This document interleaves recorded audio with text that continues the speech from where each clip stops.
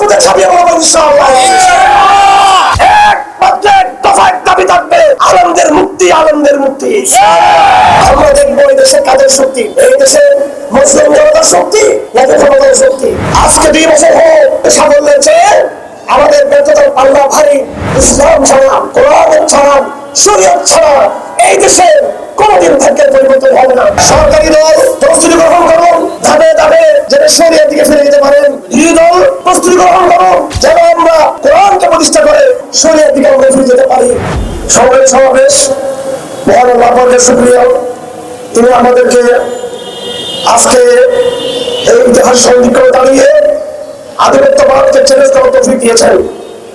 আমি কৃতজ্ঞতা আদায় করছি আজকে সমাবেশকে সমবেত করার জন্য যে সমস্ত আলেম নেতৃবৃন্দ, প্রতিনিধিত্বশীল এদেশের সামরিক অবসরপ্রাপ্ত কর্মকর্তাবৃন্দ, অবসরপ্রাপ্ত বিচারপতি, বিদগ্ধ তরুণ প্রজন্মের প্রতিনিধিত্বশীল ব্যক্তিবর্গ এসেছেন এবং ওই সমস্ত তরুণ প্রজন্মের চেহারা দেখতে পাচ্ছি। আমরা যাদেরকে জুলাইয়ের প্রথম দিনগুলোতে আমাদের পাশে পেয়েছিলাম, সেদিন আমরা জাতীয় নেতৃবৃন্দের অনেককে আমরা কিন্তু কাছে পাইনি। আমার ভাইয়েরা, বিপ্লব হয়েছে, ইনসাফ এখনো প্রতিষ্ঠা হয়নি। বিপ্লব হয়েছে, বৈষম্য এখনো প্রতিষ্ঠা হয়নি। বিপ্লব হয়েছে, এখনো আমাদের সক্রিয় সংস্কৃতি এখনো প্রতিষ্ঠা লাভ করেনি। বৈষম্য এখনো দূর হয়নি, আমলাতন্ত্র দূর হয়নি। আমাদের শিক্ষা অবস্থায় যে সেকুলারিজমের গন্ধ ছিল সেটা এখনো বহাল রয়েছে। যে জালিম আমলাতন্ত্র সেটাও কিন্তু বহাল রয়েছে।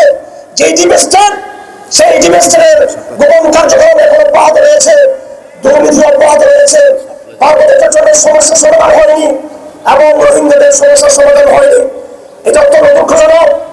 আজকে আমরা যে দেখতে পাচ্ছি সেটা হলো এই জুলাই বিপ্লবের কান্ডারি ছিল প্রথমত ছাত্র সমাজ, তারপর প্রাইভেট বিশ্ববিদ্যালয়ের ছাত্ররা এবং কর্মদেশের ছাত্ররা। পরে এখানে ইতিহাসের বাঁক পরিবর্তনের, ইতিহাসের টার্নিং পয়েন্ট সৃষ্টি করার ক্ষেত্রে অনন্য যে ভূমিকা ছিল সেটা ছিল বাংলাদেশ সেনাবাহিনীর যারা জুনিয়র অফিসার ছিলেন এবং যারা তরুণ, যারা সৈনিক ছিল, তাদের ভূমিকার কারণে হাসিনা পতন করতে, হাসিনা ক্ষমতা ছাড়তে বাধ্য হয়েছিল। এই আন্দোলনের ভূমিকা ছিল কৃষক সমাজের, আন্দোলনের ভূমিকা ছিল সাধারণ শ্রমিক সমাজের।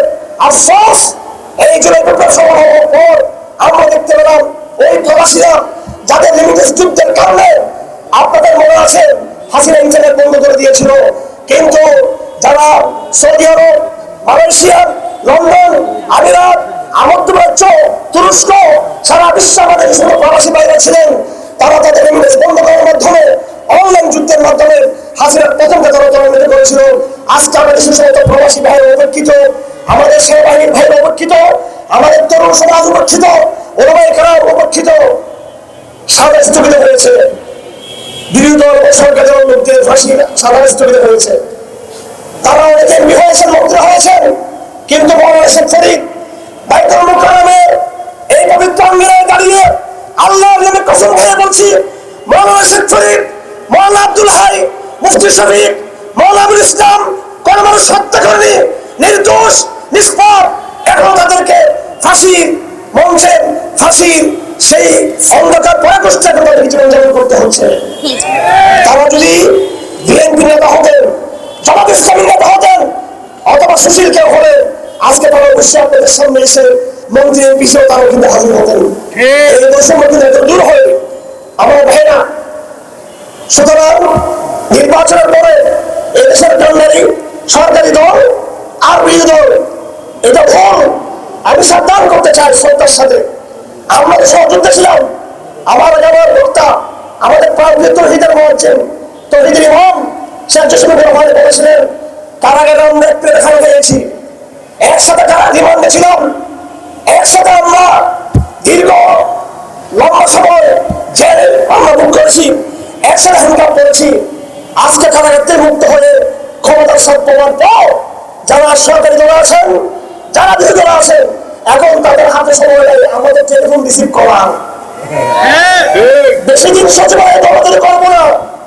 আলমদের মুক্তির জন্য রাজপথে ছাপিয়ে পড়বো ইনশাআল্লাহ। আমি আবার দেখাতে মহাসমাবেশের ডাক দিব ইনশাআল্লাহ। এবং সেই ডাকের একমাত্র দফায় দাবি থাকবে আলেমদের মুক্তি, আলেমদের মুক্তি।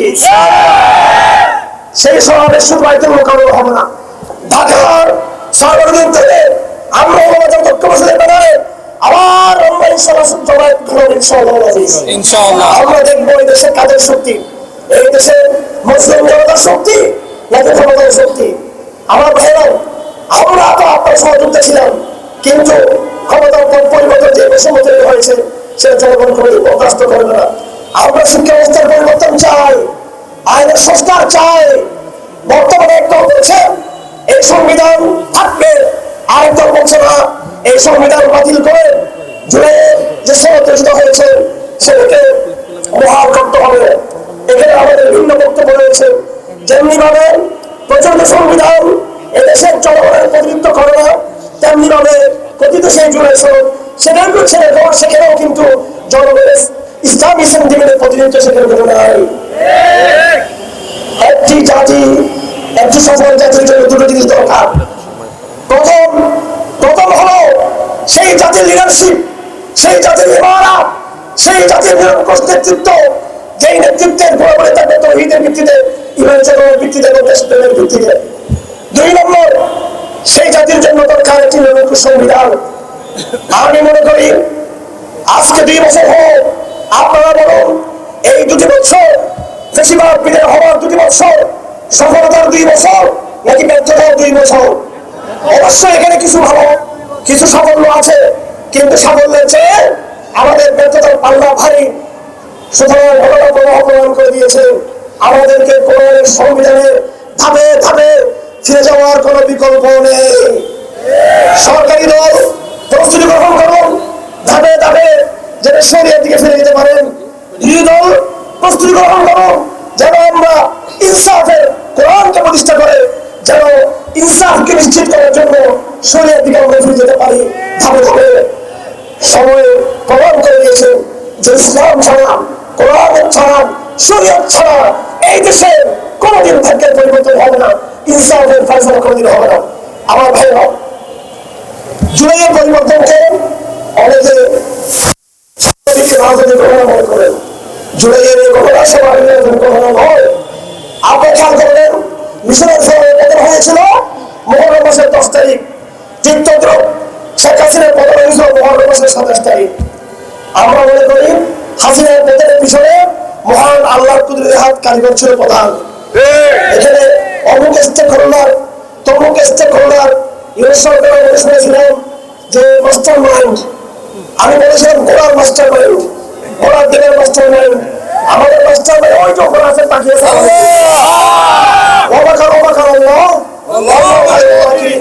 আমরা আজকে এসেছি সরকারকে সহযোগিতা করার জন্য, সহযোগিতার জন্য, সহযোগিতা করার জন্য, এবং কি আমরা বলতে চাই আমেরিকা, ভারত, চীন সহ সবার সাথে আমরা এসেছি। কিন্তু সবকিছু হবে আমাদের কোরআনের নীতিতে, ইসলামের নীতিতে। আমরা সহযোগিতা করতে এসেছি, খরচ পাইছি করার জন্য আসে নাই, ভুল বুঝবেন না। আরেকটি বিপ্লব হবে ইনশাআল্লাহ, সেই বিপ্লব আপনারা সাথে থাকবেন, সরকার বিরোধী থাকবে, সকলে থাকবে। সেই বিপ্লব পূর্ণাঙ্গ বিপ্লব। আমাদের সম্পূর্ণ আমাদের স্বপ্ন অসম্পূর্ণ রয়ে গেছে, বিপ্লব অসম্পূর্ণ রয়ে গেছে, আমাদের স্বপ্ন পূর্ণাঙ্গ রয়ে গেছে। আজকে আমরা এখানে জমায়েত হয়েছি সেই অসম্পূর্ণ সফরকে সম্পূর্ণ করার জন্য, এবং আমাদের সেই যে কাঙ্ক্ষিত মঞ্জিলের মকসুদ সে মঞ্জিলে পৌঁছার জন্য যে পদক্ষেপগুলো রয়েছে সেই পদক্ষেপ আগামী দিনে আমরা চলমান থাকতে পারি সে আহ্বান জানানোর জন্য আমার ভাইয়েরা, আমাদেরকে অবশ্যই বিশ্বাস করতে হবে এই গণতন্ত্রের পিছনে আল্লাহর কুদরতের হাত কারিগর রয়েছেন, এবং সেই মহান আল্লাহ যেইভাবে অপ্রত্যাশিতভাবে হাসিনা থেকে মুক্ত আমাদের করেছেন, সে মহান আল্লাহ আগামী দিনেও আমাদের বিজয়ের পথ অনুসরণ করবেন ইনশাআল্লাহ। আপনার কবল থাকবেন এবং শক্তিশালী এবার তৈরি করবেন ইনশাআল্লাহ। আজিজ গুরুত্বপূর্ণ থাকবেন। আপনারা দেখতে পেয়েছেন পরিষদ আমরা খুব সর্বসময় এখানে জড়িত হয়েছি। আপনারা এখানে দেখতে পাচ্ছেন এখানে রয়েছেন তরুণ প্রজন্মের প্রতিনিধি রয়েছেন, সামরিক বাহিনীর প্রতিনিধিশীল ব্যক্তিরা রয়েছেন, বিচারপতি রয়েছেন, সরকার স্তরের ব্যক্তিরা রয়েছেন। ওলামা বাদ দিয়ে জনতা বাদ দিয়ে ওলামা। বিপ্লব হবে না, বিপ্লব সফল নয়। পৃথিবী যেখানে বিপ্লব করেছে ইরানের বিপ্লব মস্কো হয়েছে, তুরস্কে হয়েছে এবং রাশিয়া যেখানে হয়েছে, ইসলামী বা ইসলামী যতটুকু হয়েছে সেখানে ধর্মীয় ব্যক্তিত্ব এবং সাধারণ জনসংযুক্ত ছিল ওলামা জনতা, সেই লক্ষ্যে প্ল্যাটফর্ম তৈরি করেছে। ইনশাআল্লাহ এই ওলামা পরিষদের প্ল্যাটফর্ম আগামী দিনে বাংলাদেশে ভাগ্যের পরিবর্তন ভাগ্য পরিবর্তন হবে ইনশাআল্লাহ। পক্ষ থেকে আমরা সে আশা করি আপনার সবার ধৈর্যের সাথে আপনার আমাদের কর্মসূচি নষ্ট করে দেবেন। আমাদের এখন লেগে হলে লিল্লাহি তাকবীর।